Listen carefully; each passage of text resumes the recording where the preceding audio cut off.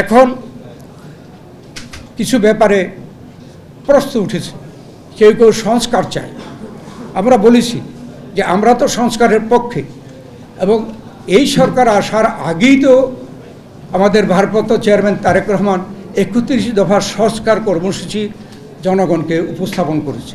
আমরা বলেছি যে আমরা জনগণ যদি আমাদেরকে ক্ষমতায় বসায় এই ৩১ দফা কর্মসূচি আমরা পালন করব, সংস্কার। এবং সরকার এসে সংস্কারের প্রস্তাব দেওয়ার পরে আমাদের প্রতিনিধি গিয়ে আমাদের পক্ষ থেকেও সংস্কারের প্রস্তাব দেওয়া হয়েছে। আমরা খোলাখুলি বলেছি যে সকল রাজনৈতিক দল এক পথ হবে এমন কোনো কথা নয়। তাইলে তো আমরা বিভিন্ন রাজনৈতিক দলই করতাম না, সব যদি একমত হয়ে যেত। অতএব মিনিমাম ঐকমত্য তৈরি করে আপনারা নির্বাচনের দিকে অগ্রসর হন। এখন আবার সরকার বলেছে এই মাসে 2 তারিখ থেকে শুরু হবে, কালকে থেকে বোধহয়, যে ঐকমত্য প্রতিষ্ঠার জন্য এর আগে এই কমিটির যে ভাইস চেয়ারম্যান যে আলী রিয়াজ সাহেব, প্রফেসর আলী রিয়াজ সভা করেছেন সবার সাথে। এখন প্রধান উপদেষ্টা আগামী করলো এটা আবার 2য় দফা আলোচনা শুরু করবেন। আমরা যাব, গেলেও আমরা কি বলবো? আমরা তো এই সরকারের আগেই সংস্কার কর্মসূচি দিয়ে রেখেছি। মাঠের অলরাউন্ডার আমি, আর ঘরের all rounder Tylox. Tylox toilet cleaner, clean মানেই টাইলক্স।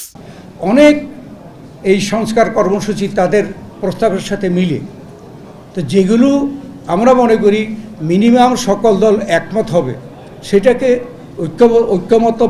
ঐকমত্য প্রকাশ মানে ঘোষণা করে ইলেকশনের দিকে যাওয়া উচিত।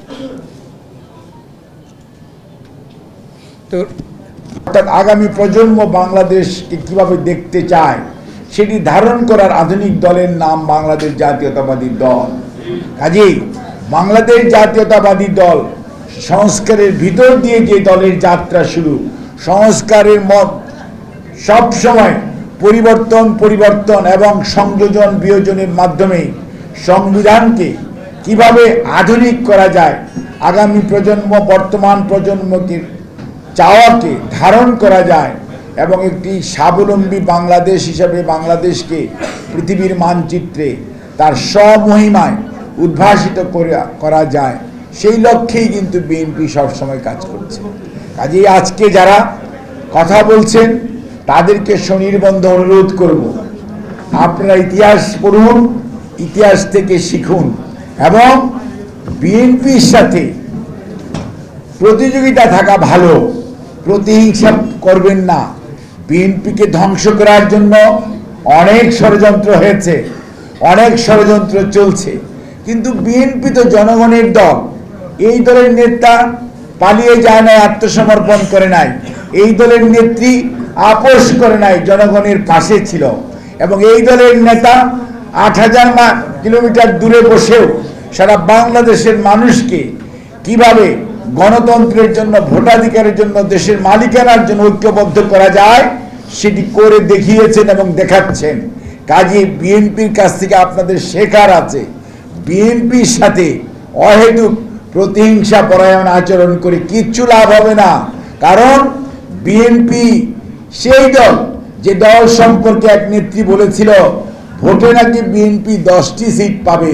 ভোটের রেজাল্টের পরে দেখা গেল সেই নেত্রীর অবস্থা খারাপ, বিএনপি বরঞ্চ জনগণের রায় নিয়ে দেশ পরিচালনার দায়িত্ব পেয়েছিল। আমি সেইটির কথা মনে থাকার কথা আপনাদের সবার।